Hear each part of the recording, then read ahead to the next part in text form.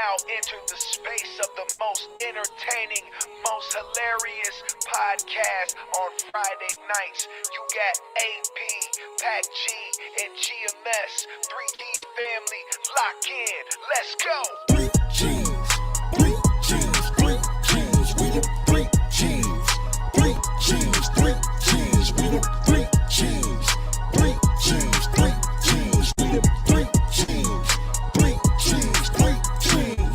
This is the shit they've been asking for. 3G's you have to know. Pour up a drink and pass the dro.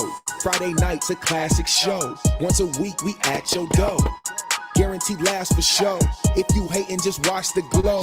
Pay attention and watch the flow. AP the captain, he's steering the ship. A book in his hand, a gun on his hip. Packy say solid titanium bricks, vibranium shit. No phasing the kid. GMS on point, he ain't about to miss. Smoke in the air with knowledge and sense. Triple G's, where we at in this biz? Triple G's, yeah, we at it again. 3G's, 3G's, 3G's, we the 3G's, 3G's, 3G's, we the 3G's.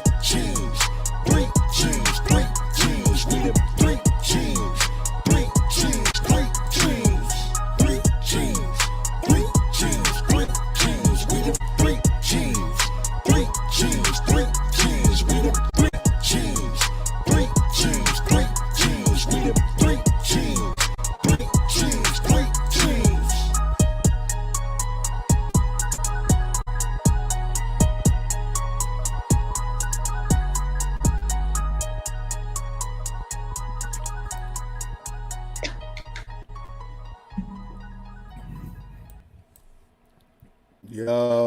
Yo, what up, what What's up, the 3Gs? word?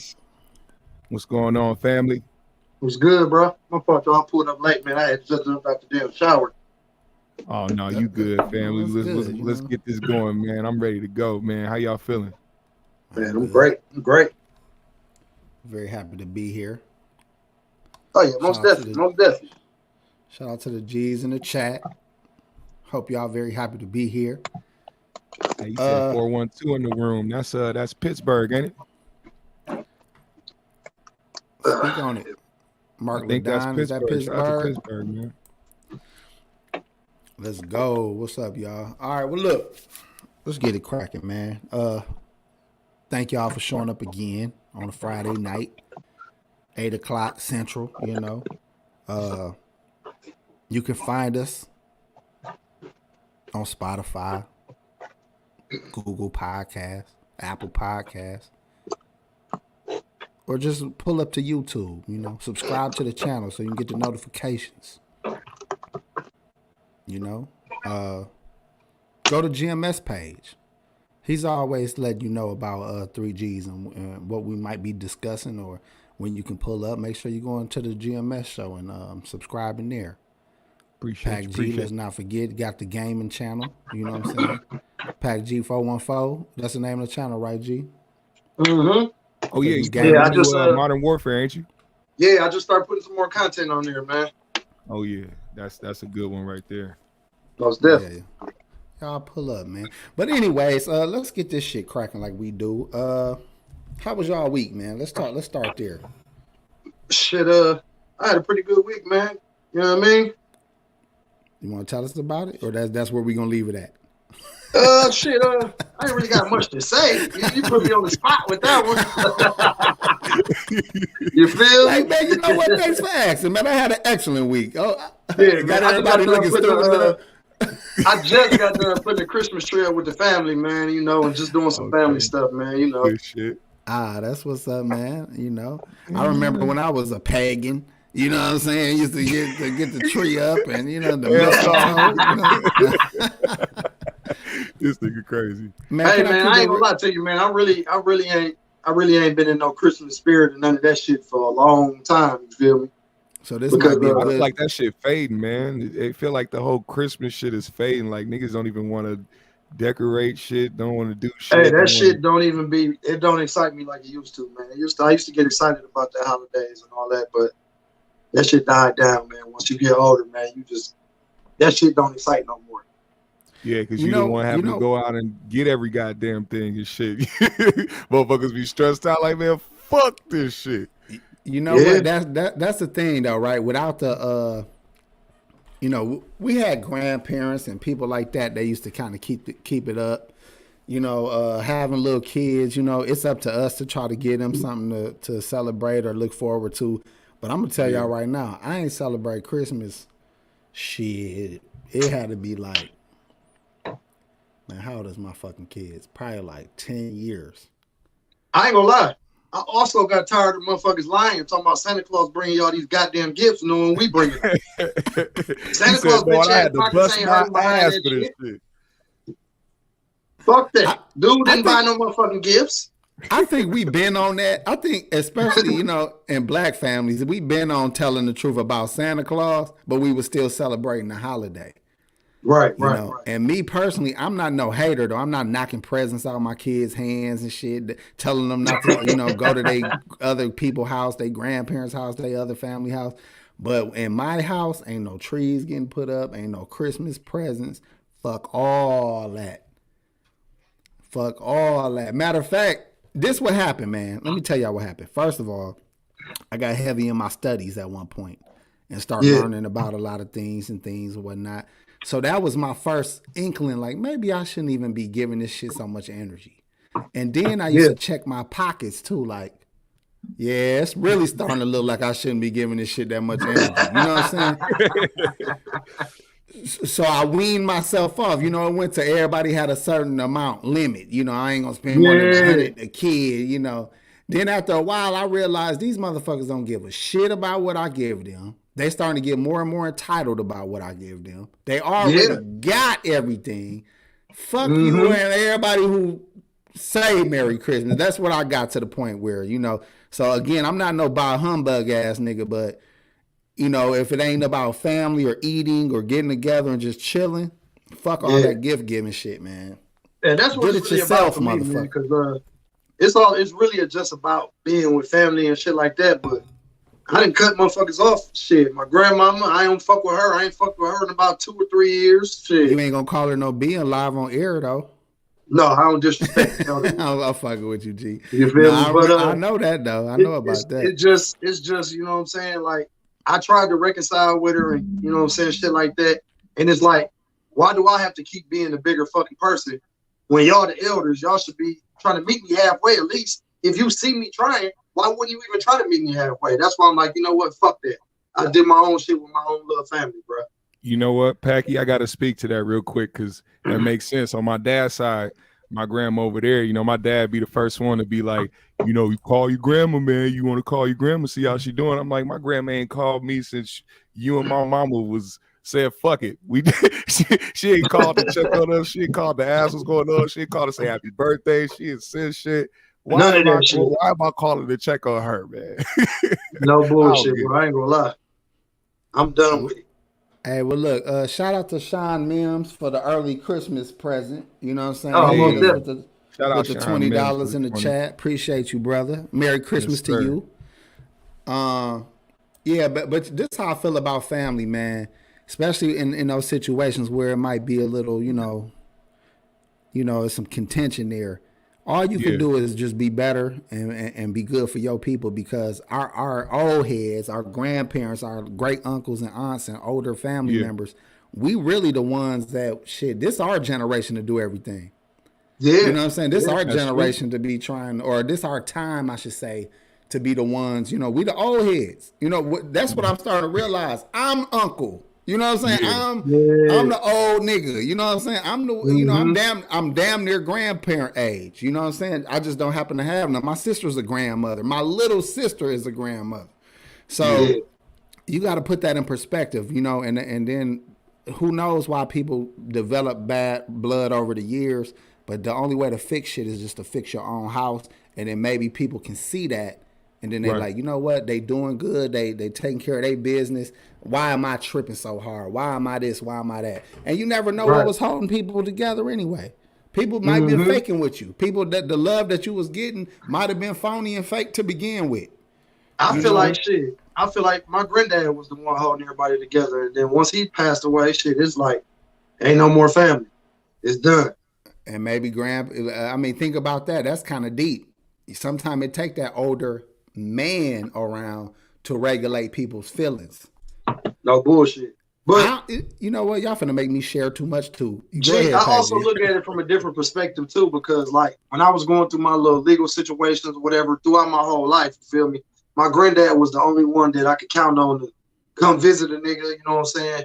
Maybe send me a little cheese or something besides you and Meech, you know what I'm saying? But other than that, it shouldn't be my friends that's looking out. Like I got a whole big ass motherfucking family. Like it ain't even that I want you to send me something. Like check up on the nigga, or you know what I'm saying? Like, come on, man. I'll write a motherfucker, send a motherfucker a Christmas card, anything. I don't get no response, no shit. So at the end of the day, man, when my granddaddy was here, he was the only one who was really there for me, bro.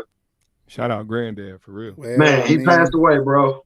But hey, condolences, Paris. shit. Hey, He's still with me, man. He instilled a lot of shit in me. You feel me? That's why I'm the way that I am. So you know what I mean? you gotta be grateful for those times, man. Because like you said, when people don't show up, you can always count on that one person that always gave a fuck. You know what I'm saying? So that's real shit. No bullshit. Well, let me Hell share yeah, I feel since we're in fucking sharing mood. My fucking look,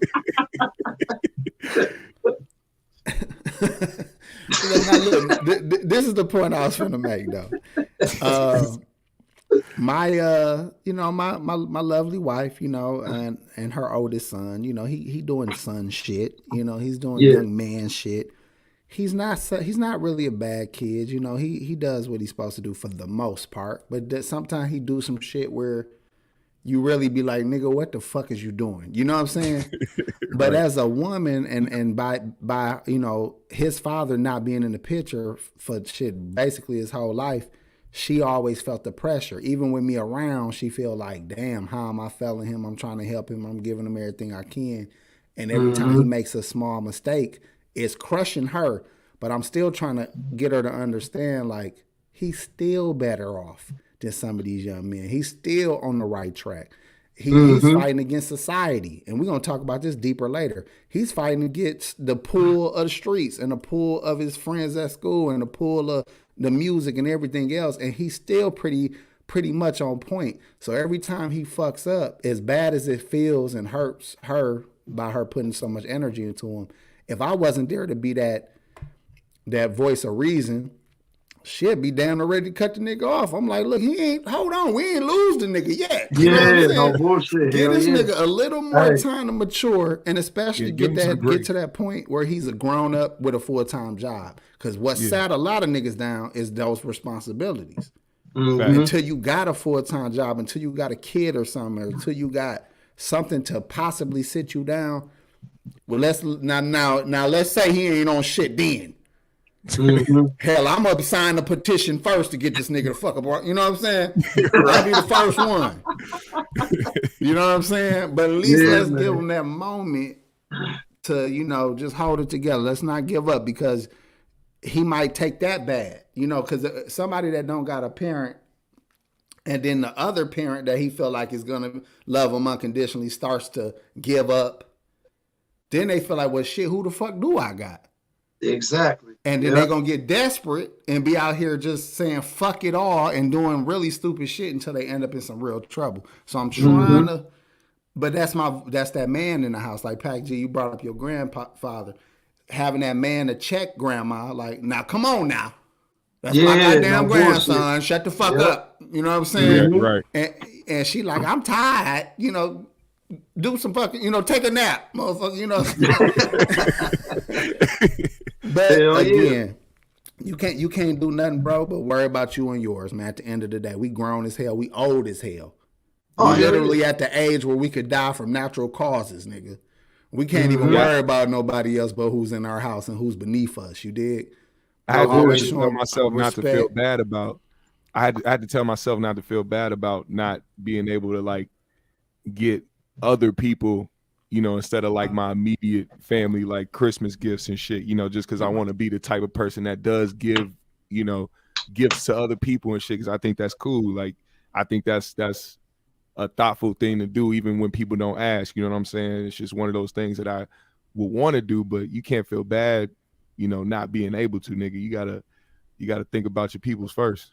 Can I get some game out to the young people that want to be like a part of Christmas and want to celebrate and like to get in this Christmas spirit? Yeah. $5 holla. Okay, that $5 holla. Be that nigga in your family who give everybody $5. Grown, kids, any fucking body. Right. Because they gonna look at you like they not gonna expect shit, but they gonna feel like my uncle used to give us $5. We was 29. No bullshit. But that nigga came through with $5. He gave grandma $5. He gave the grandkids $5. You get off for Christmas with $150 if you do this shit right. No bullshit. But everybody's gonna feel the love because they're gonna be like, this nigga fuck with me because he made sure he had a 5 for me. That's true. That's fact. It's sometimes it's that's effort. Good game. That's effort that make people feel wanted and loved. Hey, let me throw something else out there. If you know what a person like, what kind of shit they like, you can go to Five Below. They got $5 gifts for the whole family. Goddamn it. Five Below. Like you like to draw, don't you? Gift. All them kids. Yeah. You like to draw, don't you? Give nigga some color pencils in the fucking sketchbook. No bullshit. Niggas said color pencils. Where my grand niece at? This girl 13 and shouldn't be twerking. Here, girl, a little doll. I got you from Here go those acrylic paints and shit. Go ahead and get they got paint shit on. for everybody in the family, nigga. Oh, shit. That's a little home makeup I got from the dollar store. This nigga said home makeup. He go a little whole bath kit. You can wash yourself after A whole bath? Oh my God, man! Here goes some bath and body work spray for that little monkey girl. I see you on Snapchat. I know what you're doing. Little traveling whole bath kit. Yeah, man.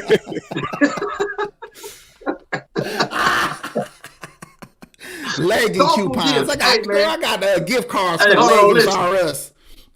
Thank the 3G's later for the thoughtful gifts, not thoughtful gifts. Thoughtful gifts. The thoughtful gifts. Shout out to Pac G for coming up with thoughtful gifts this holiday. Hell yeah. Don't tell nobody. Listen, the reason I say this shit, right? It was a guy that used to come up to the job when I was, young, working at Applebee's. This white dude used to come to the fucking Applebee's and tell a bad joke and give you a quarter. We grown as hell. But motherfuckers was looking for that motherfucker like, man, here, come, give you a badass joke, corny ass joke, and give you a quarter. I'm just saying, you almost started looking forward to shit like that. You can be that nigga on the holiday. Look forward to that shit. Come with some corny ass jokes. Hit your family with that $5 holla, man. They gonna be good, man. After a couple times, it became because y'all tradition. know the joke gonna be fucked up. But he said it. That tradition of it. It feels better than anything. What could you really buy somebody at the end of the day that they don't got already? Right. Shit that you wasn't going to buy anyway because they need it. Like my kids, for example, I don't do Christmas, but then right before they come back from New Year's break, they get new school clothes. So I get them the before school clothes, and then in the middle of the year, I get them more shit to carry them on through the rest of the year. Second semester Same school shit. clothes, goddamn it. But what I ain't gonna do is Christmas and that motherfucker. You get make it What's make even sense. better Nigga. What's even better about the tradition is you're gonna be able to there won't be the expectation, or it won't be the random factor. You'll have people that expect what's coming instead of the unexpected, and then people get let down by some shit that they don't want. Other than that, what's coming. And on top of that, you already gonna be happy about it because it's like, oh, here come Unc with the $5, man. You No bullshit. Or I bought 5 swishers with that $5. Man, whatever. You done spent it before. You knew that shit was in your hand before you got it. No, really helped you out for real. He didn't even know it. Or we had a uncle. He used to give us the McDonald's coupon books back in the day. They had these little coupon books. Oh yeah, free burger, free ice cream, apple pies or whatever. Apple pie, little meals and shit. Man, nigga, that was a clutch. Gee, that shit came in clutch. Gee, you know how much we used to smoke? We was hungry as a motherfucker. Dog, you appreciate all that kind of shit, nigga. Trust me on that shit. Shout out to Zero Tolerance for the $20. He said, ho, ho. He hit us with the what you call them? The thoughtful gifts. The thoughtful gifts. Yeah. They hit us with a thoughtful gift this holiday. Thank you, Zero Tolerance. We appreciate you. No doubt. All right, well, shit, let's get the show started, man. You know how we do it, man. We go to I Don't Give a Fuck. And, well, we start with I Don't Give a Fuck, where I go to Baller Alert, see what kind of bullshit they reported on, and see if we give a fuck or not. Yeah, man. Thoughtful gifts, man. That's clever as hell, G. You know, I try to do what I can do when I can do it. We gotta put Pac G face on a Santa Claus That nigga. with a bag No behind bullshit, him. hell yeah. Thoughtful gifts, nigga, and it ain't gonna be no Thoughtful reindeer. gifts. It's gonna be a bunch of hoes in the front of the sleigh. Shit. Well, I'm gonna tell y'all what, we about to skip this motherfucking shit because I'm trying to refresh my fucking screen. This shit ain't coming up. This motherfucking baller. Here we go. And here we go. All right. California Penal estimates $569 billion in reparations is owed to black residents in California. $569 billion, because they was talking about giving every black resident of California like 200 something thousand, I think it was, right? 200 something thousand. What do y'all think about Interesting. Man, hey, listen. I'm in California. The country already in debt.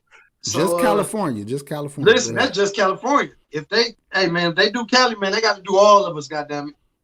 Pause. You right. Mm-hmm. Well, fuck that. I need mine. I don't think I want 200,000. Man, look, shit. The hell if I don't, man. Listen, nigga. You can give me 100,000 in a mule, nigga. I mean, see, you kind of going where I'm going with it. I don't know if I want 200,000 more than I want an acre. Oh yeah, give me a motherfucking acre, and possibly, you know, whatever it takes to put a structure on that motherfucker. You know what I'm saying? You know what fucked them up? What up? If you got that acre, but that acre was supposed to be from the lineage where your family who were slaves, where they were on, which plantation they were on, what state, what city, what ground they were on.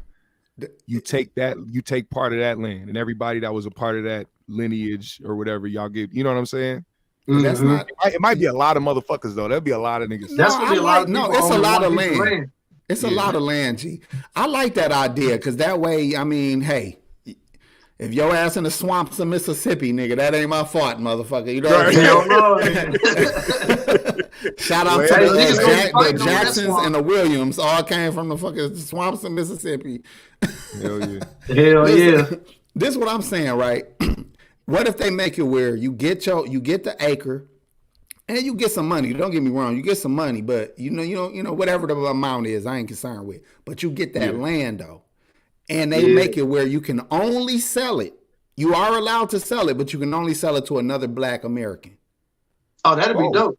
Okay. That way the enterprising people will maybe buy up some people land, because if they want the money so bad, here you go, nigga, but give up that land now. And somebody else can do something with that. But hold on now. What if the motherfucker with that land is one of them Uncle Ruckus niggas? But he still can't do nothing with it but give it to, he either can sell it to a black person or he can keep it. Uncle Ruckus nigga deserve his reparations too. The reason he's an Uncle Ruckus is because he went through goddamn slavery. You know what I'm saying? he bought it and made it a whites only land. The reason he hate niggas so much is the traumas that was given to us through fucking racism and slavery. So he tired of niggas. So I get it. You know what I'm saying? Right. This nigga been dealing with some fucked up, traumatized niggas for a long time. If you want to make an all white recreational facility, matter of fact, that would be brilliant. let you make a motherfucking water park, all white water park on your motherfucking acres. You now you exploiting their goddamn money. You know what I'm saying? Yeah, you be a billionaire. Man, you'll be rich as fuck. Make a little private little club and shit. Make a country club, all that shit. Nigga, they be paying hundreds of thousands for fucking memberships. Be pissing in the goddamn lemonade and shit. They have no idea. You've been pissing in the lemonade. No bullshit. I'm gonna make a white only pie factory. Goddamn it. Why it's only pie? Sweet potato pies. Yo. And call them pumpkin pies. Get them hooked on sweet potato pies by calling them pumpkin pies. No bullshit. Hell yeah. Bitch ass nigga, y'all eat yams. Y'all just don't know it. Nigga, diabetes on this way, motherfucker. Yeah. With pumpkin flavor, goddamn it. It's your turn, goddamn it, for diabetes, motherfucker. Oh, that's a good question. Why you think Uncle Ruckus turned into who he is? Why you think that character exists? Because those are real people. Don't forget that character comes from a real place. Why you think look at Stephen A. Smith. Stephen A. Smith, man, good example right there. Yeah. Yeah. That motherfucker said, fuck y'all niggas. That nigga from like Brooklyn or some shit. Yeah. Right? Yeah, that don't mean shit. It means something. Think about how old this nigga is, right? He been in Brooklyn. He was in Brooklyn when that shit was a war zone. When that shit was like a dilapidated buildings, motherfucking pissy elevators, broken glass everywhere. That's where that nigga from. So by the time that nigga finally got some money, he probably can't stand the nigga, man. He probably can't stand the nigga. You know what I'm saying? So it's unfortunate, but he been through some shit. I ain't saying it's all right. I'm just saying it makes sense. He better not bring his whole ass back to Milwaukee because he a wanted man. Niggas trying to beat him up. Yeah, he tried to disrespect, didn't he? Yeah, man. Hey, but don't come back down to the Bucks arena, whole ass nigga. But don't y'all think a lot of people that's keeping up the love for each other and is doing it in spite of some of the things we do to each other? Some of that love you gotta keep for a black woman, a black man, a black, it's almost in spite of some of the shit we be enduring with each other. You know what I'm saying? Like Jason Whitlock. What's up with him, though? I don't really pay him no mind. It's like this is the thing with him. He says a lot of fuck shit, but then all of a sudden it felt like we was in the Matrix because when the Kyrie shit was happening, he was all in favor of that. And then he started coming up with like, I don't know, he just started saying some real shit, and then he went right back to, riding LeBron's dick for no reason.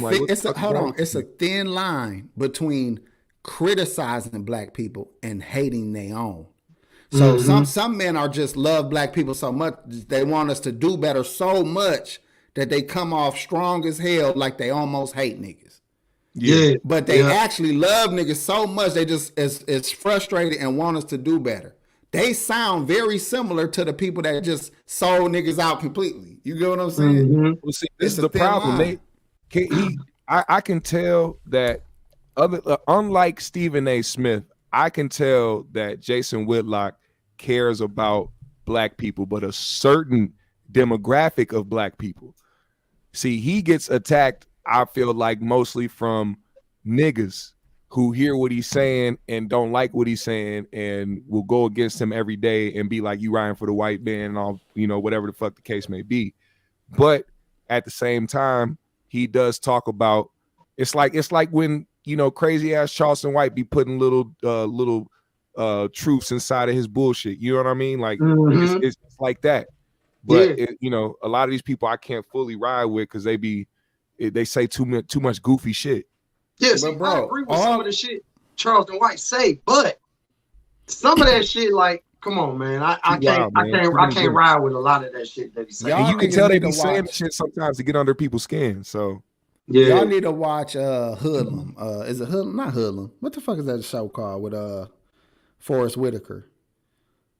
You talking about motherfucking Godfather of Harlem? Godfather of Harlem. Yeah, y'all need to watch that. And the reason I say that because they got a Malcolm X in there. They got Thurgood Marshall. They got people that are considered forward. Not thinkers, but people that contributed to black advancement in America. Them niggas don't like niggas either. You know what I'm saying? They got to get shit done, and they got to get shit done in spite of the type of niggas that they don't like. See, that's the thing, too. We act like we love everybody. We don't. It's an element of every society that they shun. But we got to try to, unfortunately, we uplift our worst fucking element is our fucking, who we uplifting and shit, the bullshit. Yeah. You know what I'm saying? But people like like Jesse Jackson, for example, when Barack got elected, they got that nigga sound bite saying, this whole ass nigga, this, you know. Now, Jesse was locking arms with niggas for 30, 40 years. That nigga got elected. He said, this bitch ass nigga right here. You know what I'm saying? Wasn't he saying niggas sitting there talking about some... Hey, listen, man. Hey, you get what I'm saying? Like, low key, bro. I think the niggas who killed Martin Luther King, Jesse owed them niggas some money. Ooh-wee. Hot take. Hot take. I'm just saying, bro. Hot take. Because Jesse was doing some bullshit back then, from what I hear. Jesse a hating ass nigga, bro. Yeah, but man. again, I mean, think about all them niggas. Martin Luther King and them. Imagine Martin Luther King and Dick Gregory in the car smoking a joint. That conversation don't sound like it do when that nigga on the podium giving a speech. Hell no. It's true. Hell no. With some white Well, bitches I'm in the just trying back, to get like, these niggas to come together. man, I'm telling you, I was out there. I was about to lead them niggas, man. They fucking caught me slipping, man. Picked me up because I had these goddamn shoes on. I'm wearing some tennis shoes next time. You better believe that shit. Then Paul Mooney walk in the room and they all shit. Oh shit. Oh my niggas. Oh, God I'm talking about changing up. where's the niggas at? It's too many hoes around here. There's too much bigotry happening around me. Oh Dick. shit. Hey Dick, I love that name.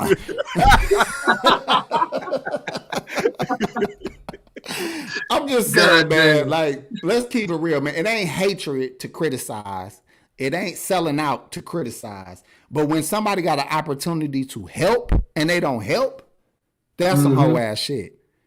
I'd rather a motherfucker that criticize me all day, but is willing to help when I'm in need. As somebody who, when the time is now, these niggas, turning their head like, I don't got nothing to do with that shit.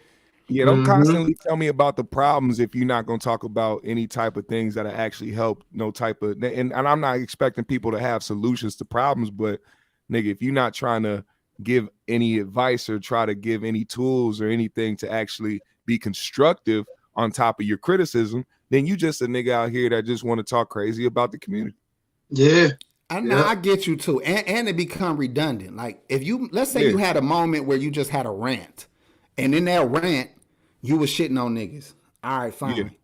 Nigga, you coming back next week to do the shit again, nigga? Like, do it again. This wasn't about your feelings now. This is an agenda you pushing. You know what I'm saying? Yeah. Well, and then like I said earlier, like some of this shit has to do with what they reading online too. When people coming at them, like they feel like they have to constantly respond to the people that's saying shit, negative shit to them. So it puts them in a negative space to get on air and start constantly talking about the same shit and talking shit about a certain community when you could be giving constructive type of criticism instead of just strictly criticizing motherfuckers.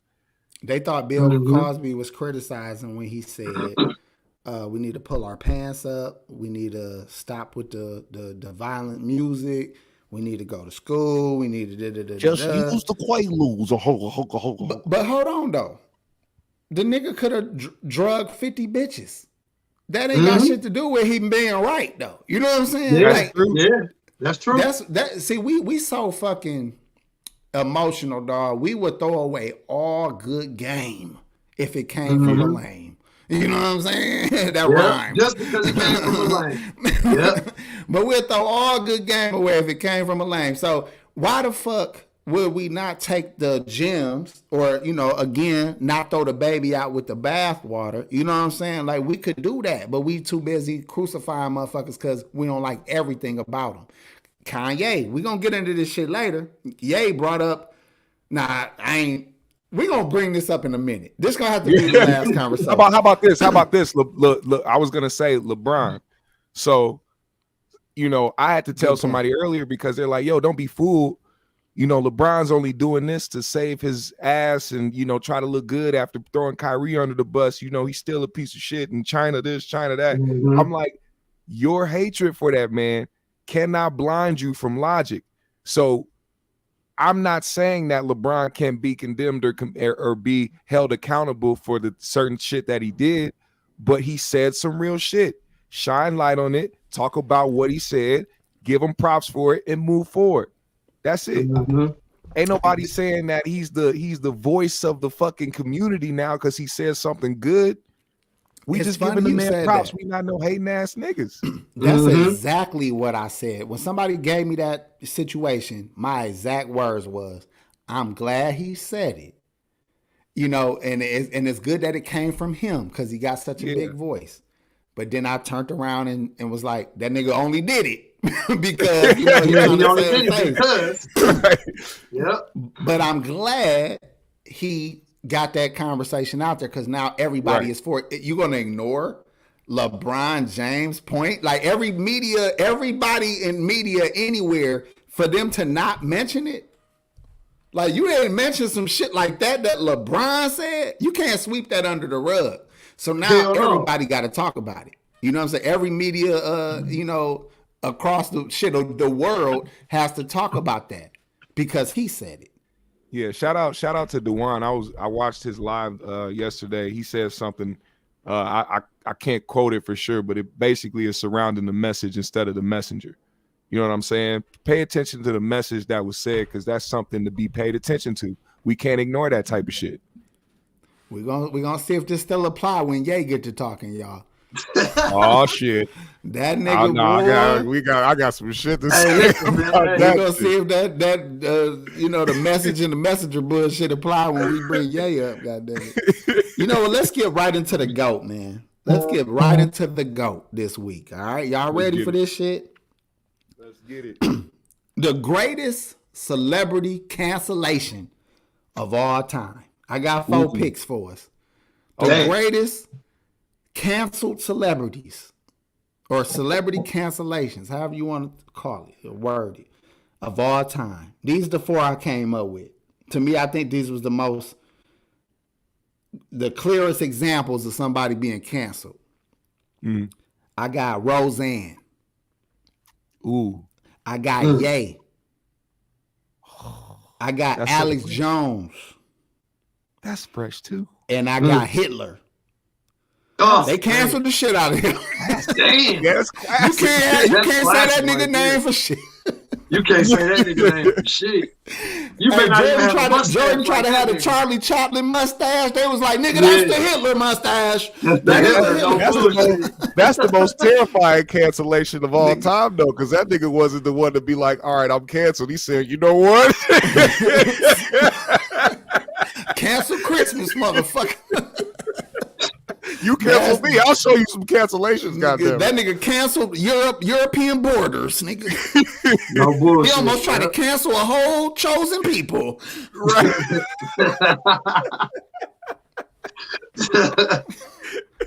Too soon? Hell no. Too soon? No, fuck that shit, man. Hey, I'm gonna tell you like this. I'm gonna say what the fuck I want because, and they can thank Ari Shaffir for this.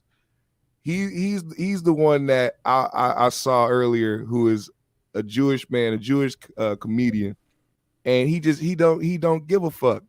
He gonna say what's on his mind. He gonna cross the line, but people also know that nigga is jokes. Like don't take it personal. You can't waste all your fucking energy on one thing and on one opinion, motherfucker. Like that's the problem that's happening right now. People paying too much attention to what the fuck Kanye is saying, knowing goddamn well that he's gonna say some crazy shit. But hold up. What he actually is saying is, who told y'all this a bad guy? Now, mind you, he did some atrocities, right? But niggas wouldn't give a fuck if we wasn't told to give a fuck. You got told to hate Hitler, nigga. You got told, to be as mad as a Jewish man would be.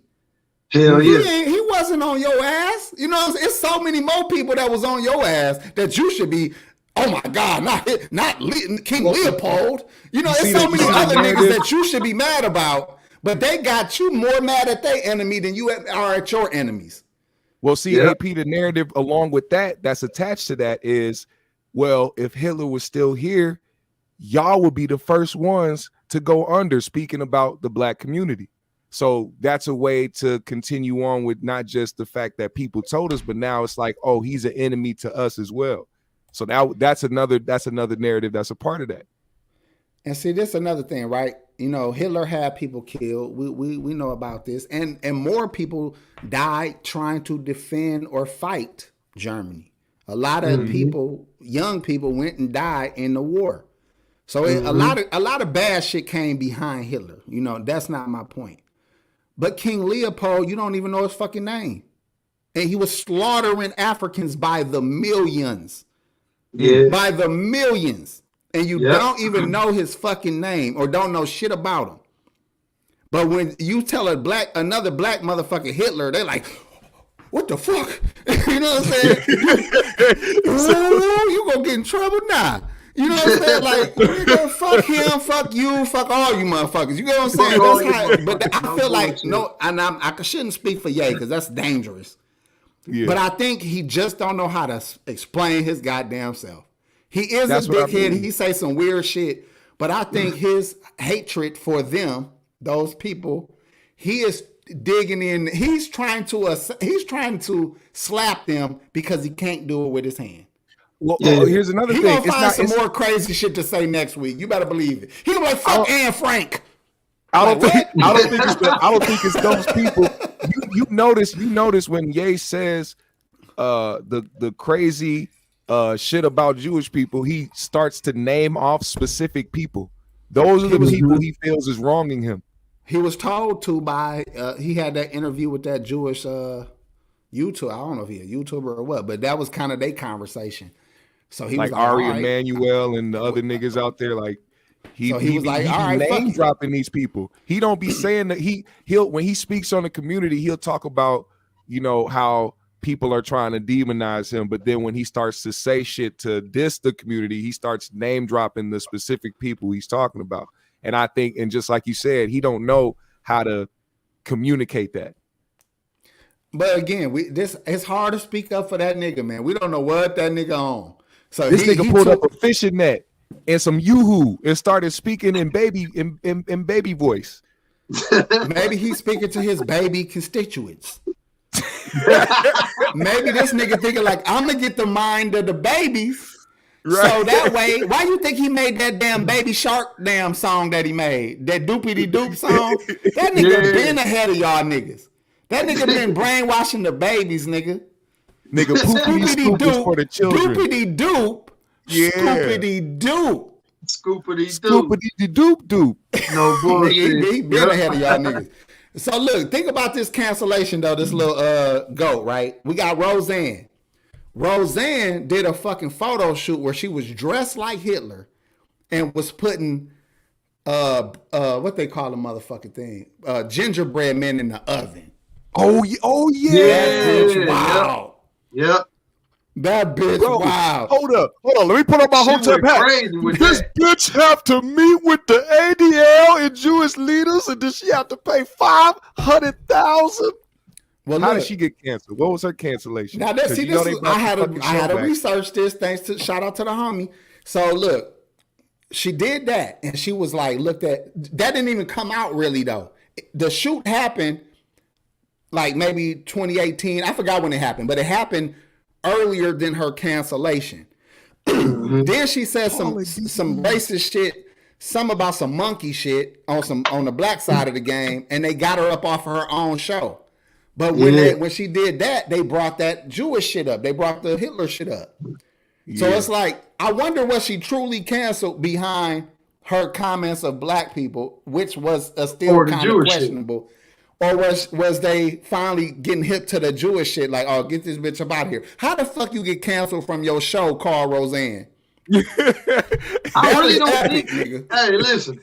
I really don't think it had nothing to do with the black shit, to be honest. Because if that was the case, they should have canceled motherfucking Gucci and Balenciaga and all these other fucking fashion people. But they didn't cancel them. If anything, they say issue an apology through a tweet and you good. And they didn't even make them issue no apology for doing the blackface and all that old ignorant ass shit. Like, come on, man. That's why I'm saying. They only doing that to black folks. That's how I felt, but that's how I felt about Roseanne. She didn't get canceled behind the word she said that was, supposedly about the black community. It was definitely about that Hitler shit, nigga. Yeah, that bitch dressed like Hitler, putting some little men in the oven, and y'all worried about Ye saying Hitler made railroads or whatever the fuck he said. Hitler made Railroads. highway. He made highways and microphones. That nigga made highways and microphones. But that shit makes sense to it. Listen, to a slow nigga, that makes sense. Like, what you talking about? Nigga, thank you, Hitler. right. Is that wrong to say? Hey, wait. They Is brought this up. wrong to say? You know what I'm saying? Right. They brought up that Erykah Badu shit too. They trying to throw Erykah under the bus because of what she said back in 2018. She was like, she said, "I see the good in Hitler," and the interviewer asked her what she meant by that, and she was like, "He was a phenomenal painter," and then he went on to do some horrific shit. So they kind of took they took that excerpt and made it like, oh, she sees good in them, and it's like, do you understand Erykah Badu has been person from day one to be on a different wavelength than everybody else? Like, hell yeah. she's not talking about. She don't even identify as a human being. That bitch is an alien and been saying She an alien, right? Hell yeah. That bitch been an alien I could never take what she said and try to compare it to what the fuck Kanye is doing. But again, Kanye, if we get out of our chest a little bit and stop riding so hard for the people that told you to be mad, we wouldn't care what the fuck he said. Yeah. As a black American, you don't care about that. See, I'm at the Not point that now you where don't care about other people or atrocities that happen. You don't wish that on people, but you also got your own fucking axe to grind with other shit. You ain't thinking about that shit. I'm worried about the nigga. I'm not bothered. I'm not offended. I'm not taken back. I'm not surprised. I'm worried. But he was telling like the truth about all the sacrifices, all the motherfuckers that they controlling. He was telling the truth about all that shit. Somebody's gonna try to take him out, and then they gonna put it like. And that's that what I shit. said. Yeah. They gonna Just say because he he did, said they just that say shit they gonna say he did it himself. About his mom being sacrificed, Michael Jordan daddy and Dr. Dre. Well, they definitely gonna use that. They definitely gonna use that clip of what he said about his mom to be like, yeah, Kanye offed himself, and you know it's a sad day. You know they he gonna was say going it's a through some mental suicide. issues. And would one of y'all allow him to hire you to wear the black mask and walk around like his double? How much Damn, you paying? that's risky. How much you paying? Man. Shit, I get 200 to wear a a year, vest? 200,000 a year to dress like him and wear the black mask everywhere. Do I get to wear a vest? Yeah, sure. Fuck it. He wearing bullshit heavy ass clothes Right, anyway. I'm You saying, wouldn't know nigga look crazy anyway. He's gained Yeah. some weight. I can put a vest Balenciaga on. bulletproof boot wearing ass. Yeah, them big ass fucking Duck Dynasty boots, nigga. You go. the Yeezy Fisherman 12s. Yeah, exactly. So, I mean, shit. Would y'all do it though? You know what I mean? All right, Man, I ain't bring gonna up lie, man. It's hard enough being me. Fuck that nigga. Yeah, You been? I had a target on my back my whole life. Fuck that nigga. Hell no. I'ma die for my own bullshit, not for your Hell yeah, bullshit. fuck that. They can kill me for the shit that I do. Fuck I that. deserve that shit. You know. Fuck yeah, I don't even want to take his motherfucking shit. Hey, I'm good. I gotta worry about the payback from some punk that I roughed up way back. Way back. No bullshit. Hey, let me finish the GOAT though. Okay, we got Roseanne for, you know, obviously she got canceled off her own goddamn show with her name on the show. They still got that bitch up out of there. Yay, it got canceled to the point where this nigga was a multi-billionaire down to a couple million and he owed the IRS that. Alex Jones got kicked off a line damn near every platform, and then he in the hole 1.5 billion. You know what I'm saying? God. And then obviously we got Hitler, to where you can't say the man's name in any motherfucking conversation without looking like a goddamn anti-Semitic Jewish supporter. I mean Hitler supporter or Nazi. Right. You know what I'm saying? He's so canceled that you can't say his name in a history class without being called a Nazi. Mm-hmm. My nigga Colin brought up an honorable mention. He said Paula Dean. You remember how she called somebody an incubus or something? I don't know what She didn't get canceled. And you know who gave her some saving grace? Cat Williams. He was like, shit, that bitch gave me some fried chicken. I was like, man, you good, man. Fuck all that shit. You know? But again, what do you expect from these people, man? We expect too much. Yeah. But what I do like about motherfucking Ye, Because I may not be able to support this nigga going forward. I don't know yet, but I'm gonna say this while I can. The man shaking shit up, and he's making it where you gotta say what's on your mind now. Mm-hmm. Ain't no point of if you feel a way about something, whether it's what other people think or not, you still should be cautious. Don't get me wrong. You shouldn't try to set people off to do no fucked up shit. Yeah. But you should be able to have the conversations damn near about anything. And I would love if we could do that. If we could talk about anything without the emotion behind the shit. Without the emotion behind it, yeah. I've been feeling like that for a long time, though, G, because I always was the one to speak my mind and not bite my tongue about any motherfucking thing. You feel me? So, and that's another reason why we started this 3G shit, man, because it ain't nothing but healthy conversation. You feel me? And you can really say what you feel with, and niggas can say it with logic and common sense to where people understand where they're coming from. And even if you don't, nigga, fuck you. But we all need that therapeutic release, though. You feel what I'm saying? Like, because you keep holding shit in, man. That shit eat at you, man. So you gotta let shit out. We're gonna talk about that. The last topic of the show is gonna be pretty deep, man. I'm putting y'all on the hot seat kind of for that. But we're gonna leave that alone. We're gonna let the poll stay up for just a little bit longer while we go to the general topic real quick. While we go to ghetto etiquette. Let's go to ghetto etiquette for now. If a family member steals from you, how do you address it? Can you call the police? Shit. Can you beat their ass? Do you hate them forever? Because Boosie made me come up with this. He had a family member on tape, caught him slipping, taking his shit. How do you address a family member that's stealing from you? You just got to cut him off completely. In other words, he paid untrustworthy. You paid him to get lost. To get the fuck out of my life. Yeah. Yep. Okay. Yeah. Yep. That's just like if a nigga owed me money, he don't want to pay it. Guess what, nigga? That money I borrowed you, I just gave you that to stay the fuck away from me, nigga. Yeah, it was a going away gift, motherfucker. Yeah, no bullshit. Yeah, because you're right, addressing it. Go ahead, G. No, I'm just you gotta be able to.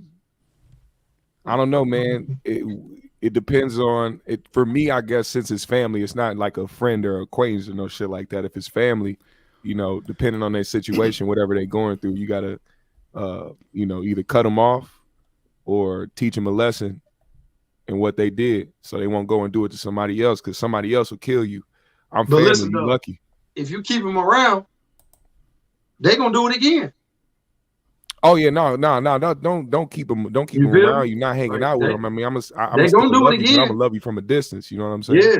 What if it's somebody you got to be around because of the other family members? What if it's your wife's family? What if it's your kids? What if it's your brother, and you got to be around every time you're around your mom or your family, and that you got to be around this motherfucker on the regular, due to y'all ties or y'all family situation.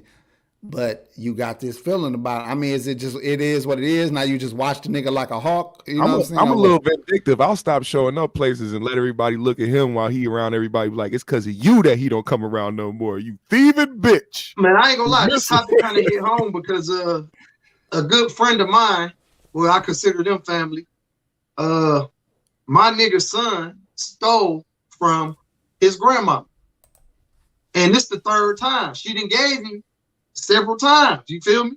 But the third time, this time he didn't took her motherfucking business credit card and some money and tried to lie and say the baby did the shit. Damn. You feel what I'm saying? So she said, I'm calling the police on him. I had to turn him in and shit. And I said, I don't blame him. Simply because a motherfucker gotta learn, man. You feel me? What? Like, that's so real, though. That was my next question. Like, do you call the police on them? Because there are certain circumstances, and we know the code. We know there's a code, but there's situations where this ain't got nothing to do with no street shit. None of that ain't got nothing to do with no fucking. We went in on a fucking a crime together. It's deeper than that. That ain't got nothing to do with that. You stole grandma goddamn money for her medication, motherfucker. And we tired of this shit. Listen, I ain't no fucking talking ass nigga. I know shit like that.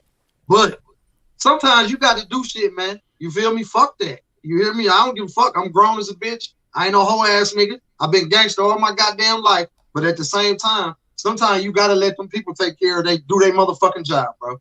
Man, You feel Is it me or does it seem real. like a nigga would get stole off quicker if he was the older nigga in the family? Like Uncle Junebug stole Granny something, and then you just decided, man, let me go and pop this nigga in his face, old crippled ass nigga. But some of them so fucked up that you look at them like, I mean, we know Uncle Lou fucked up. We know we know he ain't on shit. We know like we more mad at whoever the fuck let him around the money. Like how the fuck he get to the goddamn You know goddamn well this nigga was gonna steal.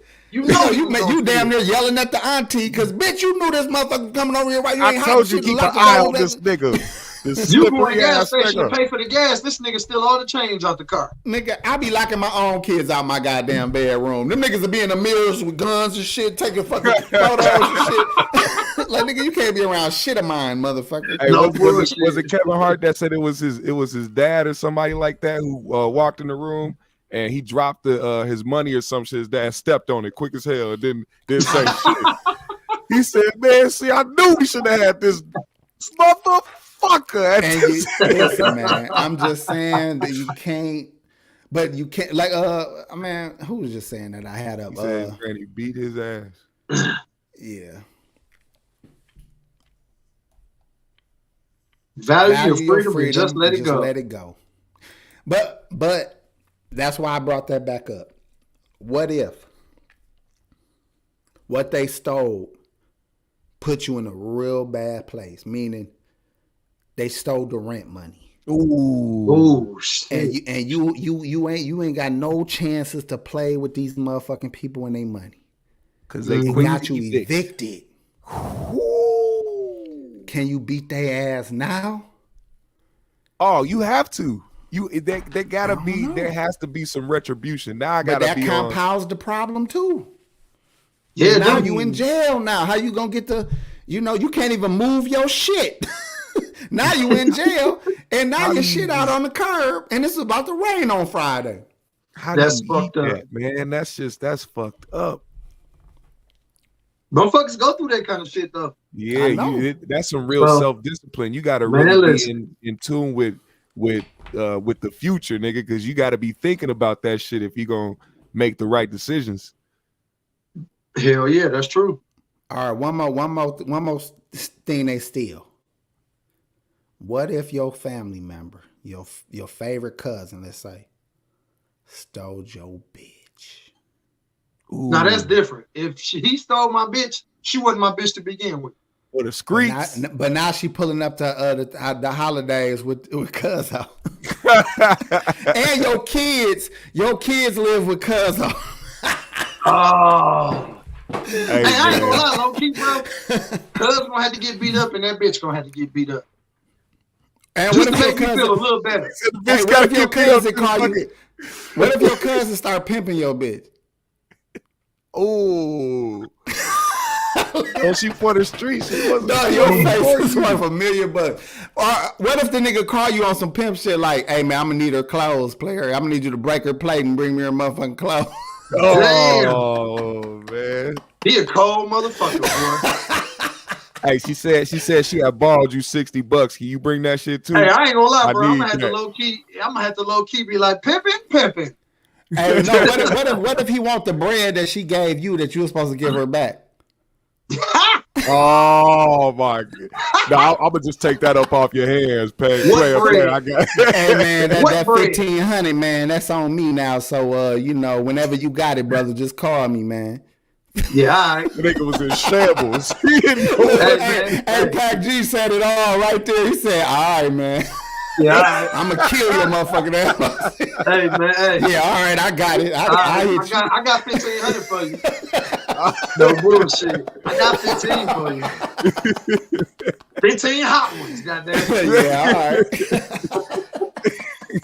Hey, get it like Tyson, nigga. Fuck you mean? Hell no. What Bruce used to say, get it back in blood, nigga. Hey, that's when you get serious with it. How you want that? You want that in 10s, 20s, 50s? How you want that, bro? All right. Hey, like Bruce used to say, get it back in blood, nigga. Fuck that. No bullshit. Yeah, all right. All right, we're going to leave that shit right there. No, yeah, all right is the most threatening shit I ever heard. Yeah, all right. Yeah, all right. How you react if you the other nigga on the other All line talking? You heard, yeah, all right. He said, all right. All All right. right. Oh. Hey, you look at the phone like, all right. Like, if you on some gangster shit too, you going to be like, all right, nigga, all right, nigga, all right. Well, shit, all right then. He said, what the fuck is that supposed to mean, nigga? All Nigga, right. you wear so it mean whatever the fuck you want it to mean. Nigga, like, niggas have really started full-on beefs because somebody said all right at the wrong time. Yeah, all right. Yeah, all right, nigga. Wrong tone, wrong time. Like, all right. Nigga got Straight killed up. over some shit like that. Nigga, I'm on my way, man. Fuck this bullshit, nigga. He got off the phone. He tell his homie, what'd he say? He said, all He right. said, oh, hell no, nigga. All I'm right. gonna get the 30 round too. Oh, we gonna show him what's all right, nigga. Take up. Never mind. I feel like somebody out there said, all right. Somebody said, all right, for sure. Somebody outside that bowling alley said, all right. All right, look. Too soon, man. Let me move on. Let's talk about Ye. Not his. We talked a little bit about his Hitler comments. Let's leave that where that's at. Chris Paul. This nigga God on damn. Twitter all night, and he said, "You know what? Before I get up out of here, I caught my wife with this guy. Send a picture of Chris Paul in there. What's up with that, man?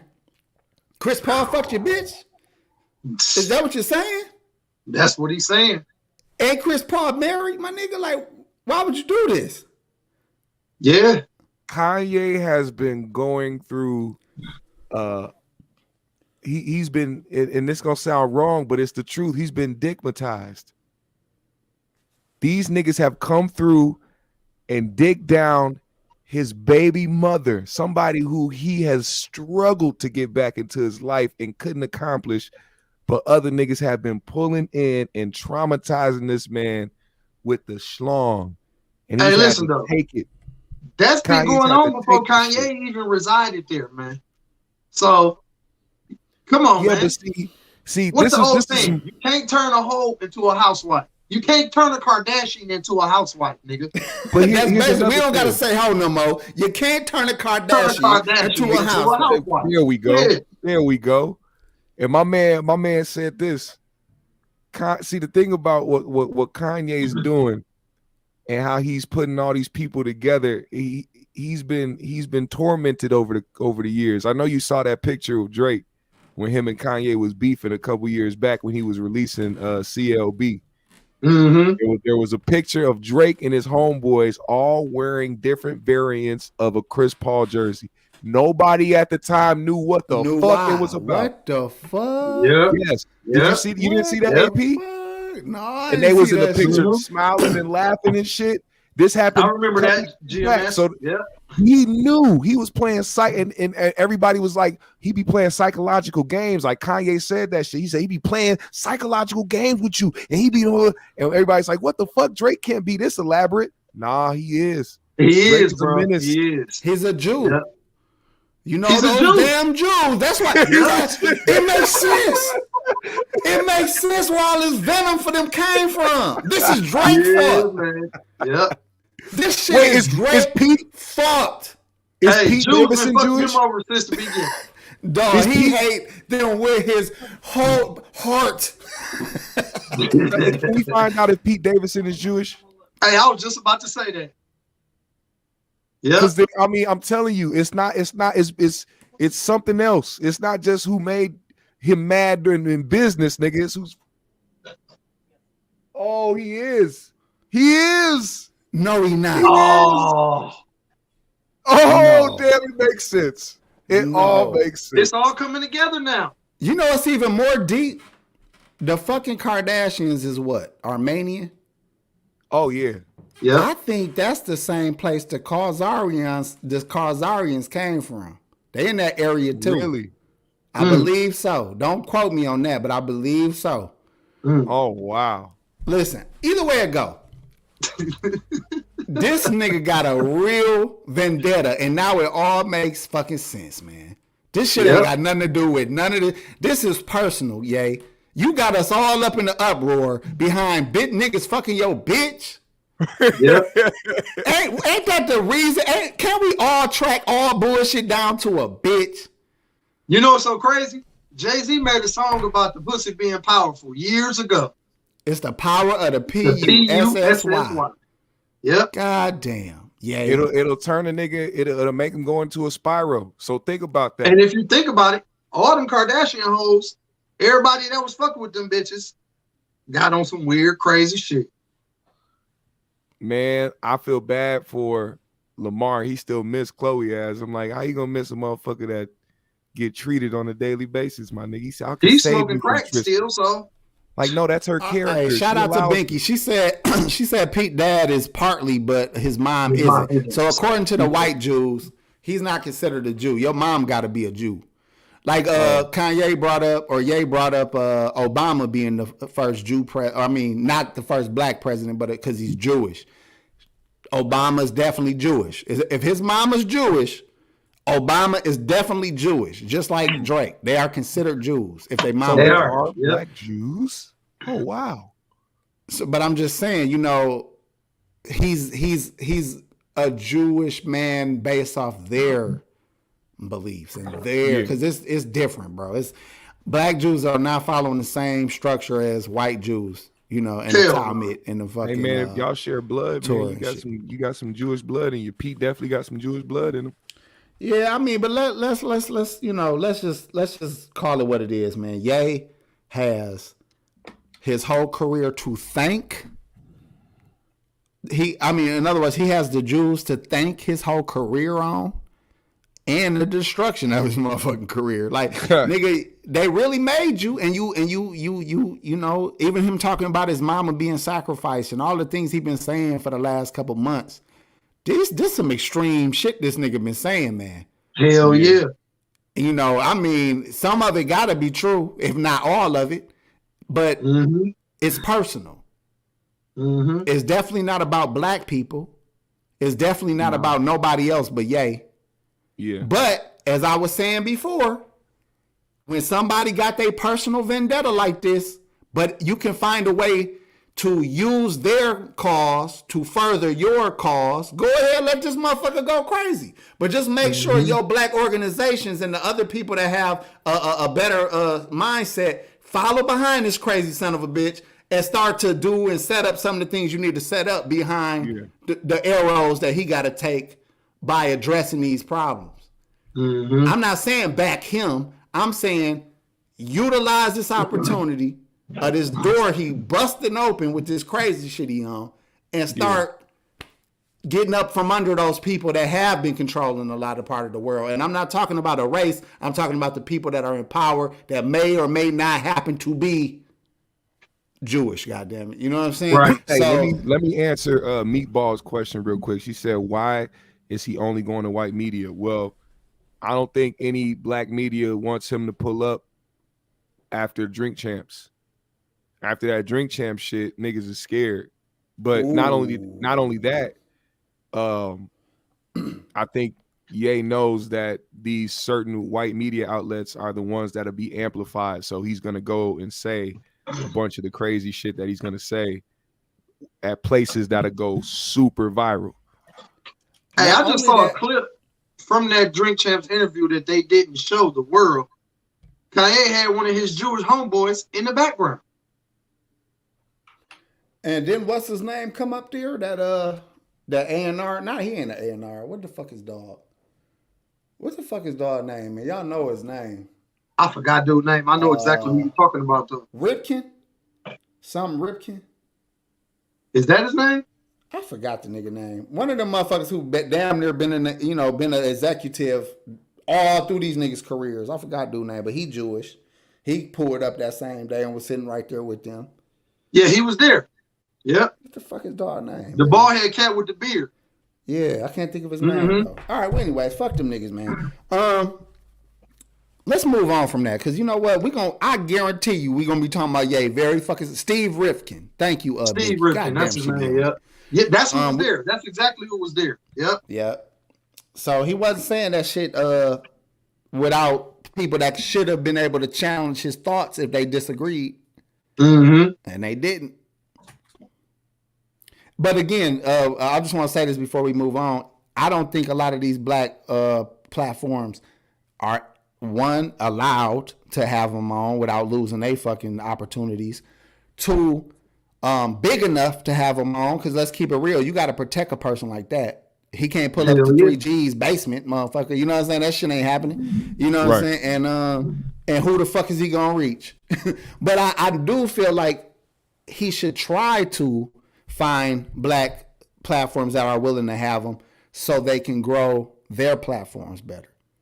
Hey, so if Kanye want to do an interview with the 3Gs, are we gonna let him? Hell yeah, nigga. I'm gonna have the best questions ever for that nigga, dog. Then we do a list. We did a list on questions to ask Ye. Hey, Ye, if you watching this shit, nigga, you more than welcome to bring your ass on and fuck with us. What was your first reaction when you saw CP3 turn around from giving your wife back shots? I'm gonna ask him what team he played with in 2K. I'm gonna ask some stupid shit too. I know it ain't gonna have shit to do with it. Y'all gonna be mad as fuck at me at the shit I asked. Shout out to Joe Blast for the $10. He said, "Yeah, I." Yeah, Hey, that's the new motherfucking Jerry Springer bell, nigga. Right. I'm here. Yeah, all right. I'm taking off. That's a fact. All right, shit. We got just enough time. You know what? I'm gonna throw these two topics at y'all quick. We're gonna just touch it for a second, and then we're gonna move to the last one. Jerry Jones and LeBron. Jerry Jones got caught taking photos back in the day, protesting the segregation. Protesting integration, and not allowing blacks to join schools and this, that, and the other. They got him on photo and all that shit in the mob, yelling and talking shit. And LeBron finally addressed him. We touched it for a second. Now I want y'all to talk about the how do y'all feel about Jerry Jones being in that photo? Are y'all surprised? No. And what does that mean going forward, even now that LeBron addressed it? I'm not surprised at all. And going forward, I still feel the same motherfucking way I've been feeling about Jerry Jones. I don't give a fuck, and fuck him. Sound about right. Mm-hmm. Same way we should feel about starts with an H, ends with an R. No, fuck that little mustache having ass nigga too. I don't give a fuck. Fuck him. I don't, Straight up. What you think, GMS? I don't. I think we should take it for what it is. GMS got some Jews somewhere listening to him. What his name? Dak said. Shout out to his GMS Jew friends. Shout out to y'all. It's love. Shout out to y'all. Dak was taking up for him. He said, "Look at his resume." You know what I'm saying? From this, I'm like, but I mean, that's part of the reason why people wasn't fucking with him, because he hasn't been. He never hired a black head coach. He threatened his players who were trying to kneel during the national anthem until they got on his ass. Then he went out there and took his liver spotted knees to the fucking turf and kneeled and fucking all types of random shit. I take it for what it is, nigga. Like, the picture tells you exactly who the person is. That nigga remind me of Mr. Burns.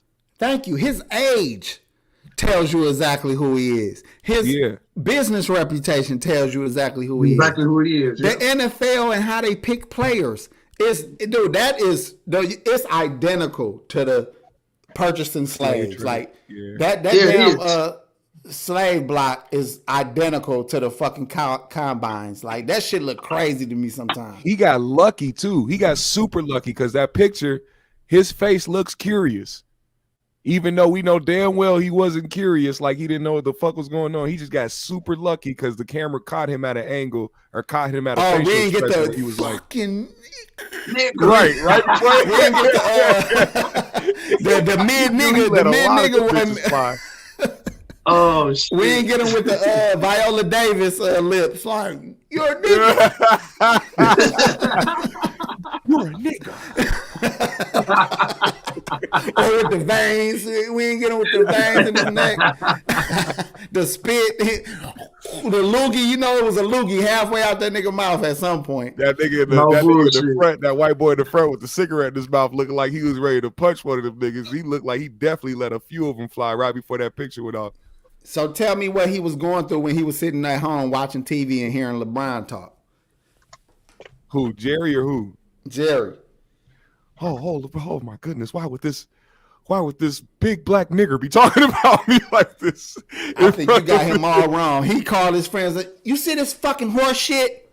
This is exactly why I didn't want fucking integration. These motherfuckers getting beside themselves. You know what I'm saying? I made this motherfucker. You know what I'm saying? Had a baby bar. You know, that nigga was sounding like Snoop on the phone on Baby Boy and shit. Like, wait, Jody, bitch ass Jody that can't take care of his responsibilities." That nigga didn't want to hear that shit. He's like, this is exactly why the fuck I don't like these motherfuckers. Like, dog, he was mad, nigga. I guarantee you, he wasn't embarrassed. He wasn't ashamed. Because you know they all talk like this amongst themselves. So he was like, man, this whole ass nigga got the nerve. You see what Jay Williams said when he was like he wanted Jerry Jones to come out and denounce racism himself, and like how that sounds good and how it sounds cool, like to, you know, demand somebody, you know, really denounce racism. Once again, in the Twilight Zone, this nigga Jason Whitlock tweeted like, hey, what is this gonna do? Is it gonna stop racism? Is it gonna stop this nigga from being racist? Is it gonna stop people from, you know, committing racist acts against people? What is it gonna do?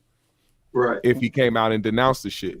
Well, let's just make them do it because they got so many what we thought was strong black men kissing ass on fucking TV too. Yeah. It would be nice for them to kiss some ass too. Yeah. Because if he got to do it going forward, everybody gonna have to do it, and before long, ain't nobody gonna be disrespectful. We're not gonna disrespect the Chews. They're not gonna disrespect black folks. We're not gonna disrespect the Hays. You gotta be scared of the gays too. The Hays. The Hays.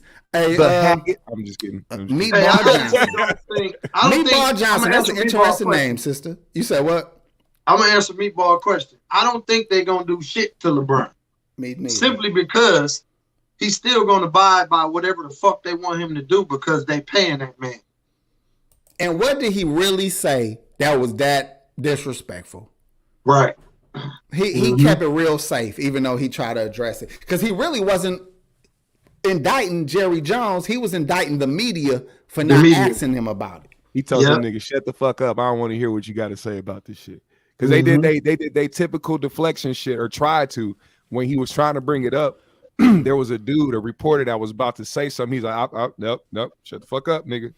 I don't want to hear that shit. Don't say shit. You niggas need to listen. Niggas is tired of y'all motherfuckers trying to deflect and try to carry on this whack ass narrative about what the fuck you feel when y'all need to hear niggas out. Let's get into some deeper conversation. Pause. I never know what to pause these days. I feel like I just walk around with a shirt that say fucking pause. Everything getting gayer and gayer and shit. Good morning. Like, what's good about it, faggot? No, I was playing pause. If my Hitler talk didn't fuck up the show, that did. Right.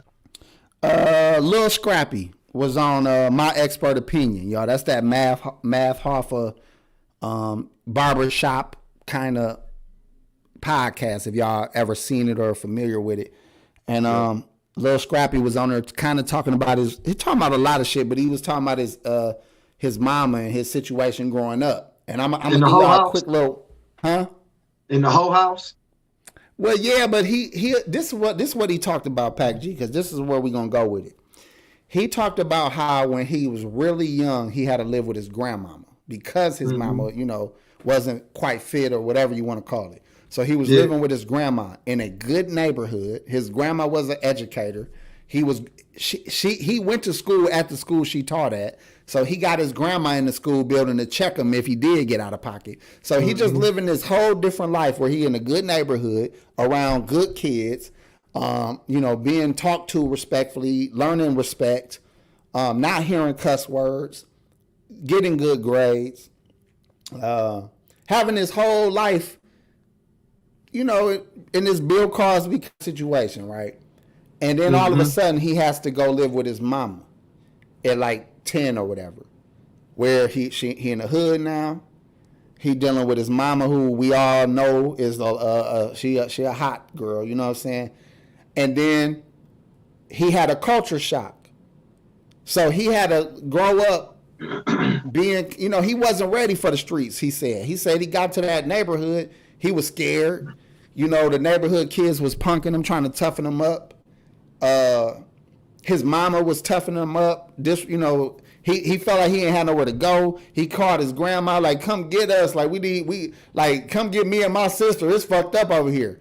But she couldn't, you know, he had nobody to turn to. Mama was going to fuck him up. The neighborhood was going to fuck him up. So before long, he just stuck in his new life now. He had spent 10 years of his life growing up in his comfortable, I don't even know what you would call that lifestyle. What you would want for yourself and your children, let's say it like that. Then you get through smack in the middle of the ghetto with, you know, and it's extreme for you. So he talked about that shit, and he talked about, you know, crying and his mama telling him, you know, like, nigga, I ain't raising no bitch over here and all this, and the neighborhood kids is fucking with him so much. She telling him, like, you got to go fight them niggas. He's scared of them. He's scared of her. He just terrified. So try to imagine a kid in that situation, your mama terrifying your ass. You scared to come to her. She ain't gonna protect you. You can't go outside because there ain't nobody to protect you. You ain't got no big brothers. Can't call grandma. That shit is traumatizing. You feel me? Yeah. Now it forced him to toughen up.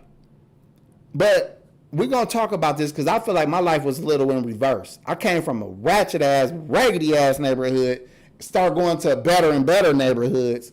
But his experience, I've seen people do that. I remember somebody cousin coming over to our neighborhood who from a good area. And it was you could just see the difference immediately. Like, this nigga don't know nothing about none of this shit. You know what I'm saying?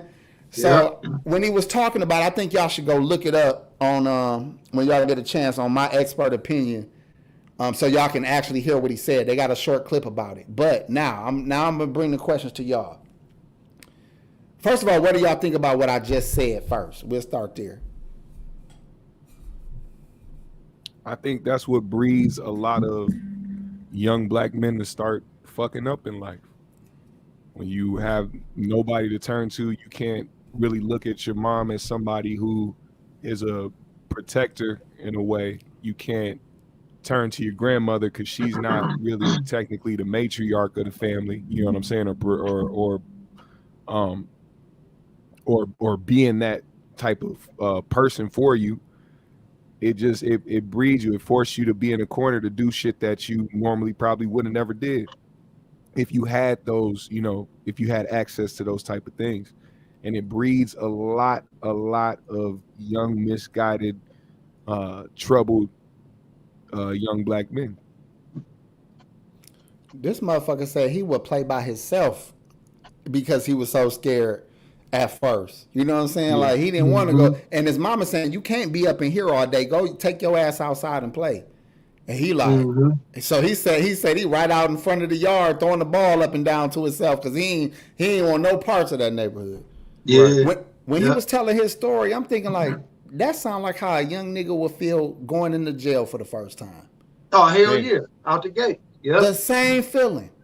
But this is him being with going from his grandma house to his mama house was enough to make him feel like he was entering into prison. That's some fucking trauma for your ass, nigga. That is. So hearing it the way he was putting it, I'm finna ask y'all this. Like, I can't really speak on you, GMS, but Pac G, I know you enough, and I've known you since we was young niggas. And I know all the neighborhoods you've been in. I know all the I know a lot about you. And I know you ain't no hoe ass nigga at all. And you're not scary. But who is responsible for who you are? Like, what influenced you? What situations? What life experiences? What built you to be who you are? Shit, basically just living in those same neighborhoods that Scrappy talking about. Cause shit, that was the only walk of life that I really knew. You feel what I'm saying? So to experience, I mean, even though when we move, like you said, you know, we always, when we move, we felt like we was moving to a better place. But deep down, when you get into the neighborhoods that you thought was better, turn out to be the same exact shit that you just left. Just have more grass. The neighborhood have more grass and prettier trees. Yeah, the neighborhood had more grass. The houses was a little better. You feel what I'm saying? So, yeah, shit. It definitely, from a person who come from a walk of life to where everything was rough and tough and you had to be strong and you had to fight and do all that shit. Of course, going from that to a nicer situation is definitely an eye-opener and a life changer for a person. You feel what I'm saying? And sometimes you're not gonna know how to adapt to that. You know what I'm saying? Because that's not the walk of life that you came from. You know what I'm saying? So you going into this nice shit as a ratchet little badass motherfucking kid. You feel what I'm saying? So when you get there, all the other family members or all the other parents in the neighborhood looking at you like, or looking at their kids like, why you hang with that badass boy? You know what I'm saying? Oh, but that's 1,000. when you get to neighborhoods like that, come to find out the kids that's been living in good neighborhoods, all they want to do is live the life that you've been living. Man, that's a good point. Now, hold on. Now, this was my experience real quick. I used to go to my grandma's house as a little kid. From Garfield to fucking Mill Road. Big difference back then. Huge difference. So I'm going over there. We playing basketball on a white boy court. He got a nice little good breakaway court on the garage. We hooping. I go back home. We got a crate.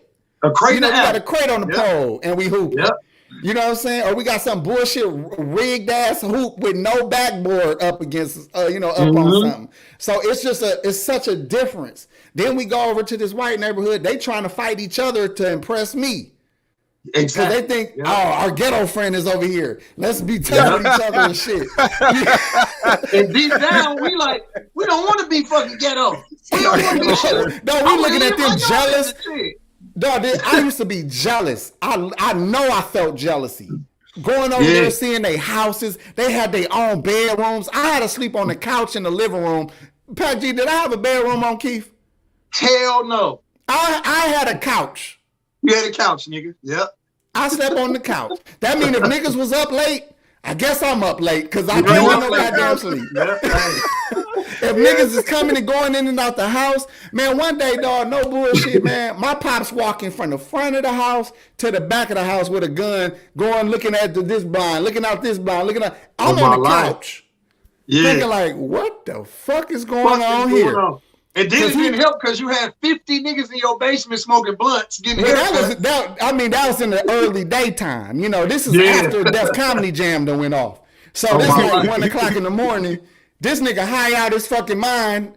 You know, but I'm like, I'm on the couch, nigga. Can't you, can you tweak out with, at another time when I'm not around? Hey, hold on, hey. I ain't gonna lie, hey. I wanna add this in. I came to your house one night, late as a motherfucker, because me and you was finna smoke some weed. I came to the house late as a bitch. I knock on the back door. Pop snatched me by my shirt in the house and say, anybody follow you over here? Hell no, Pop, what the fuck you on? I know he's not lying. I'm not lying, he's bro. Not lying. He got a shotgun in his hand and shit. Hey. Yo. Hey, he had this picture. Hold on, wait. He had this picture in his living room of a nigga with a cut off Klansman head in his hand. That's him. Listen, my pops in our living room, it's a picture of him in like some army fatigues, standing on some dead Klansmen piled up. And he got his head in his hand. And he got a gun in the air like this with the red, black, and green flag behind it. And my white mother got to walk around this shit every goddamn day just so she know, like, bitch, don't get it fucked up. There's black power around this motherfucker. You know what the fuck going on? No, you can't make this shit up, nigga. Hell no, bro. That shit real. Thinking about Scrappy childhood, Pac G childhood, my childhood, and GMS, I'm gonna give you a chance to talk about your upbringing.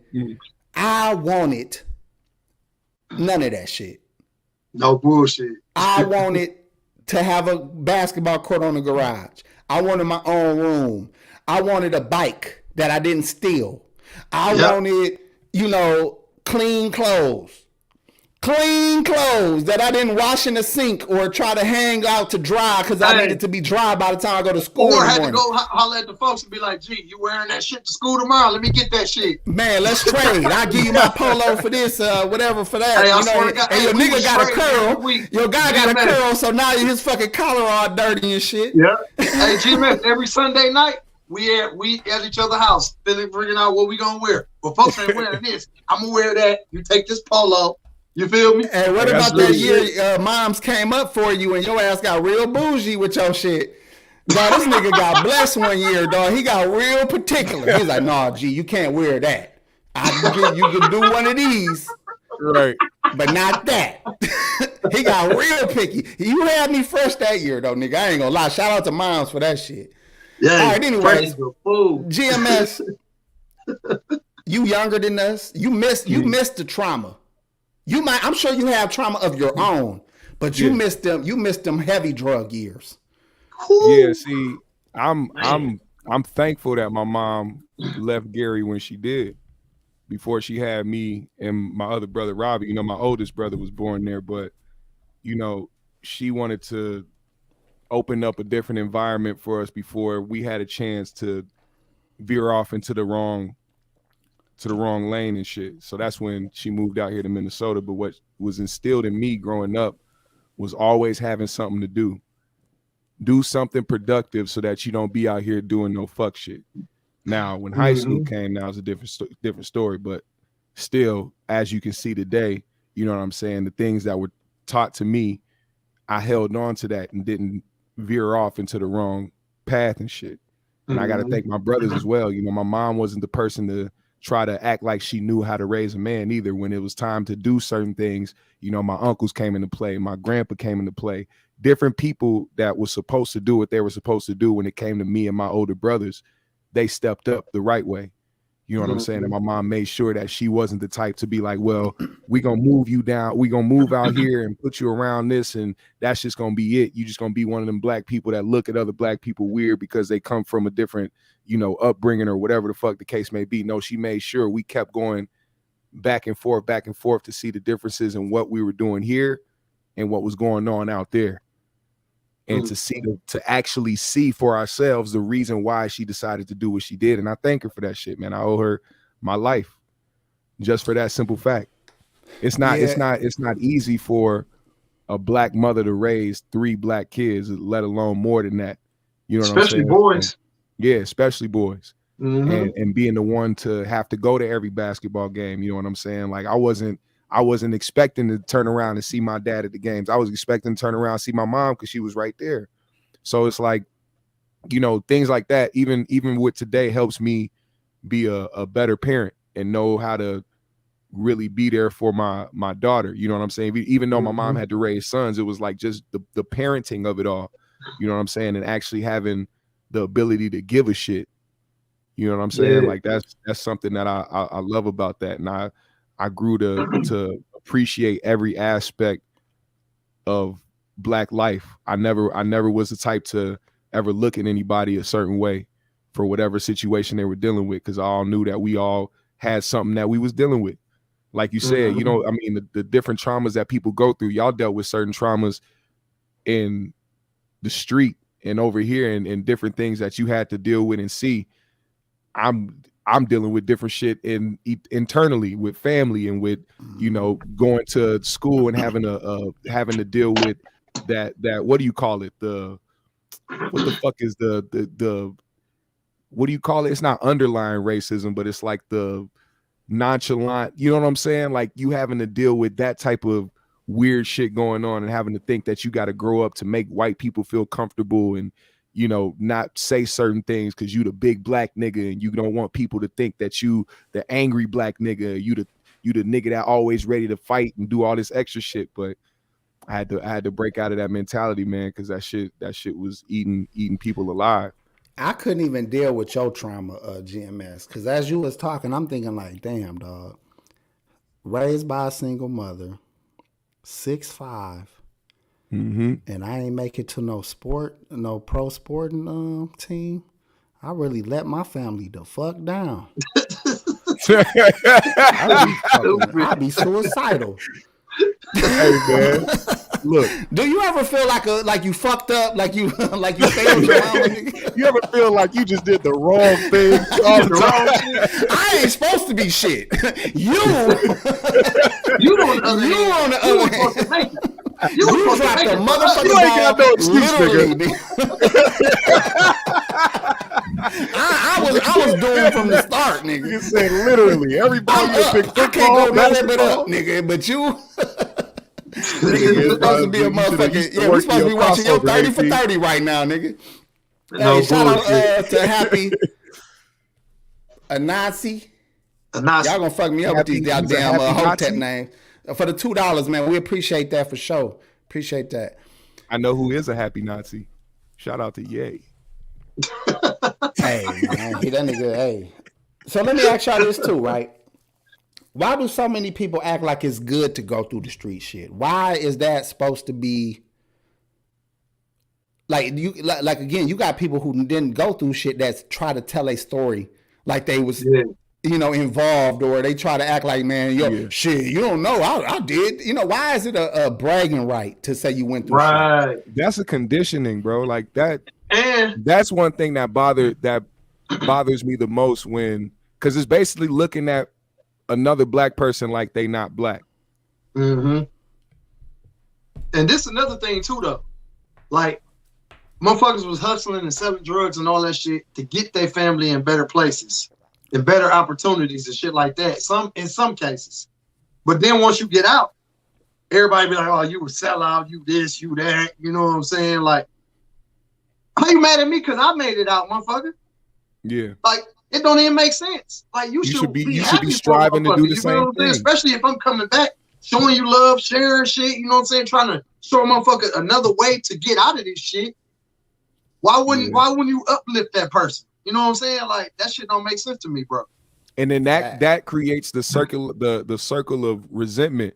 So because you get treated that way, now you don't want to go back over there and try to give game to the people that want to actually hear it and actually take it and actually apply it to their life. Mm-hmm. It's a bad circle of events. Yeah, it's fucked up, man. It's fucked up. Like, I'm supposed to stay in the hood forever. Yeah. Well, let me ask y'all this, because I hear people that act like, man, because you went through all that, look at you, you got some wisdom, or look how strong you became, or look what you have done. I don't want to be strong, motherfucker. You know what I'm saying? I want to be a bitch like everybody else. No, I mean, for real though, I'm saying, I'm just being funny, but I'm saying, did all of the turmoil and bullshit and trials that niggas go through, did that make us stronger, or did that stunt our growth? If we was given the proper resources and shit and safety to do what we really truly want to do in our heart, would we have been bigger and better and accomplished more?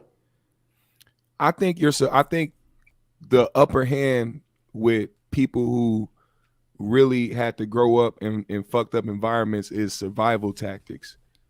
Niggas can really learn how to survive and without any type of assistance. You were forced to, like the Scrappy situation, like his back was against the wall. He had no other choice. You know what I'm saying? He had to learn how to survive. He had to learn how to take care of his own and do what he had to do and not depend on anybody else like a lot of other people do. You're fortunate to have that, because at the end of the day, we're all human. And a lot of people don't have that type of patience or that type of discipline to give a fuck about you. So that's just the real about it. With situations like that, you don't get a fucking crash course or a training fucking session. Right. You're just forced to adapt to what the fuck you got going on. You either gonna motherfucking swim or you gonna drown. You feel what I'm saying? So that's all. That's how I look at it. What about getting caught up in the system though, where you start to get charges and felonies and shit like that? So even as you grow and get mature mentally, now your past is forever with you now. Mm-hmm. Your upbringing puts you in predicaments that you may not have been in if you were given different opportunities, and now that shit is stuck with you. That's absolutely true. Yep. Yeah. So now these people, like this is, I always find this interesting. and now that I'm almost 40, everybody I know from back in the day, when I get around these niggas, dog, we are like Bill Cosby, nigga. Like we are like Cliff Huxtable, I should say. We all some dad ass niggas. We all some just some good hearted mother. And I remember when we was treacherous. Man, I'm talking about treacherous. We couldn't trust each other more or less. Some other niggas. You know what I'm saying? So now all of a sudden we at a point where it's like, hey man, what's up, man? What it's just all love and shit, and it's just peace and all that. It's like, man, but you know what it is, AP? We've been through so much shit that it's only right for us to fucking give out the best advice for somebody to get through a situation. Feel what I'm saying? Mm-hmm. So shit, I mean, that's how I look at it, bro. Because I done gave advice to a whole lot of young cats, and I feel like, man, they doing great right now. A lot of young cats that I gave advice to, they doing the shit that dad's doing, the shit that we doing. You feel what I'm saying? Like, and I think they listen to us a little bit more if they know your pedigree, though. Like if they know what you've been through, they listen a little bit better if they can verify what you're talking about and that you come from where they come from, type shit. Like Mike Tyson, he ain't got to tell nobody what he went through. He ain't got to. Everybody knows. So automatically, when he talked to people, they tuned in. They literally zoned into what he's saying because they take his word for law, no matter what he's talking about. And it's more cautionary than it is just somebody preaching at them and shit. Let me ask y'all this, and then we're gonna go because Pac G got to get out of here early. For sure. If y'all had all the opportunities in the world, y'all had like all the resources and in a safe environment, and now that even though y'all older now, if y'all could go back to them young years, what do you think you would have did with your time and energy if you wasn't trying to be like your environment? If you wasn't trying to adapt to your environment, what would you think you would be? Or what's some of the things you got passion for in your heart now that you probably could have done if you had that environment to do it? I think I would have been damn near a fucking technical engineer or somebody inventing some shit. You know what I'm saying? Fucking with electronics and shit like that. Yeah. I respect it. Mm-hmm. What about you, GMS? I ain't gonna lie to y'all, man. I failed. I had all opportunities given to me. I fucked up. Yeah, no, look, listen, man. Look. I was given the height. I was given the looks. I was given the nigga. You look like you're supposed to be a beast. Was a little factual, AP. Dropping the nigga, ball. You had coaches coming up to you like, even if you can't play, I need you to try out. We'll get you ready. Hey, it was like everybody hates Chris. Remember he was on the basketball team? nigga. Middle school. Listen to this. When have you heard of this happening? Unless you somebody that niggas is actually trying to scout. Middle school, niggas, 6th grade, 7th grade. I had a coach approach me about playing football. This nigga brought me and my mom to Dick's Sporting Goods to get me pads, cleats, all types of shit that I needed, nigga. I was like, I didn't like playing. I wasn't a foot. I played basketball. I did not this shit, Packy. Yeah, man. I did not. You make me motherfucking sick, niggas like you. Hey, wait. No, this gonna fuck you up. This gonna fuck you up. High school came, senior year. They hounded me all 4 years, freshman, sophomore, junior. My senior year came. They said, please just come to the camp this summer. We put you on the squad, man. I'm just come on, please. I said, all right, I'll try it. Them niggas didn't have me doing shit but standing around and watching niggas when I was actually prepared to fucking, play in all types of shit. You ain't supposed to do shit but be a center, nigga. You big ass nigga. You supposed to sit there and hike the fucking ball and block the quarterback, nigga. You ain't gotta do shit. But I wanted to, nigga, and I was working hard. Hold your hands up when they about to kick, motherfucker. That's it. That's all you got. 2 jobs. I was going in. I'm like, yo, y'all gotta put me in the actual practices and shit, nigga. I'm ready. I'm trying to go. They're like, you gotta watch the seasoned, the veterans. I'm like, man, these little punk ass niggas. I'll be pushing these niggas in the hallway. Fuck these niggas. Like that shit was pissing me off. I was like, fuck football. But I knew for a fact, bro, that if I would have just did that shit, if I would have just did it just to do it, I would have had a easy NFL check. Not or like at least went to school off of it. Yeah. I wouldn't have had no like Nigga. crazy deals and no shit like that. But nigga, that would have set me up in position to actually invest in some shit. You know what I'm saying? Like now we in a time where motherfuckers is getting paid in college ball and shit. But I mean, that the college run would have been over. I'm 30 now. But Hey, Pac G, when we was playing football in the park, did we have pads? Niggas your brother broke his arm, nigga. No, I broke Courtney's cousin arm. Oh, Stanley. I broke that nigga arm. Yeah. So, and matter of fact, Sam, matter of fact, now you're right. He broke his motherfucking hand too. Broke his arm. So yeah, SP broke his shit, and I broke Big Court cousin arm. I remember that we shit. was playing. No, we was playing full force, nigga. Full In the contact. No, we wasn't even wearing winter coats and no shit like that, nigga. We was In the playing this rain, shit in the nigga. summer. y'all Like niggas was plowing having fun as niggas. hell. Y'all niggas was having a lot of fun too. I know. And here you are getting taken to Dick Sporting Goods with your mama. Your mama sleeping with the goddamn coach.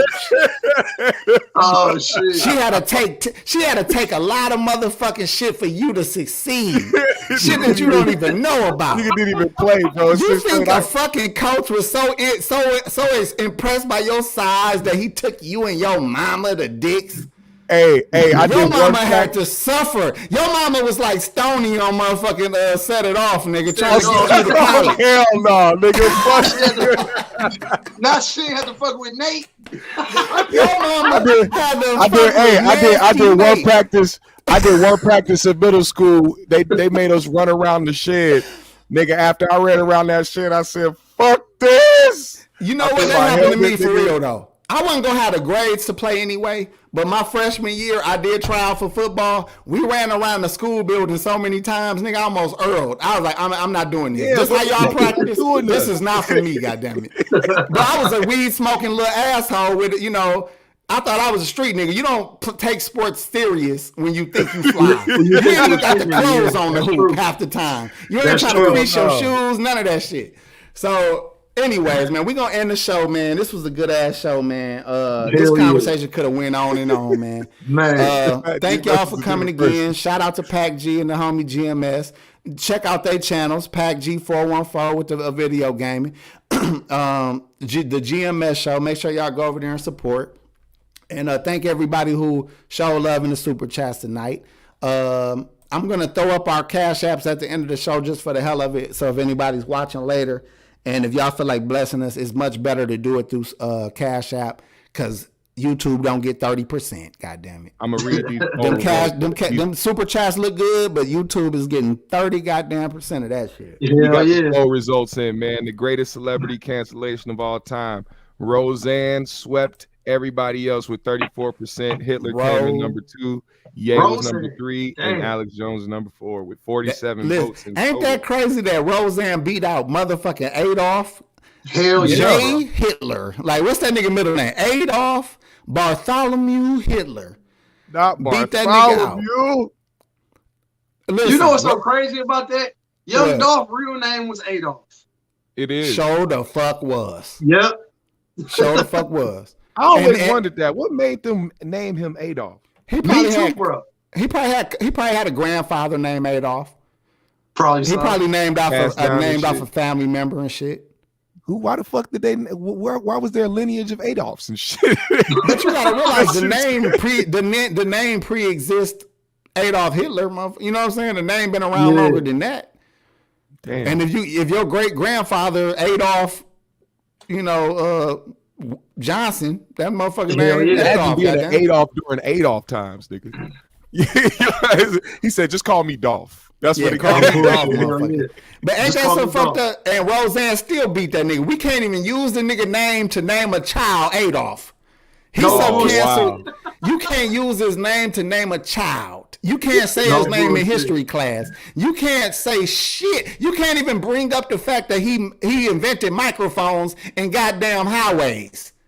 I didn't know that shit. No bullshit. He's so canceled that he can't even take credit for microphones and highways. Two of the most used fucking things in the world. In the world, bro. That's more canceled than Roseanne. But then again, Roseanne had a show called Roseanne that she not allowed to be on. That's fucking epic right there. Hell yeah. That's fucking epic. Well, look, Mm-hmm. the only nigga more canceled than that is a nigga that got a divorce and still got to pay for his wife's house with the new nigga living there. That got to feel the same way. Got to, bro. All right, well, we the fuck up out of here, y'all. Peace. We'll see y'all next week. Most definitely.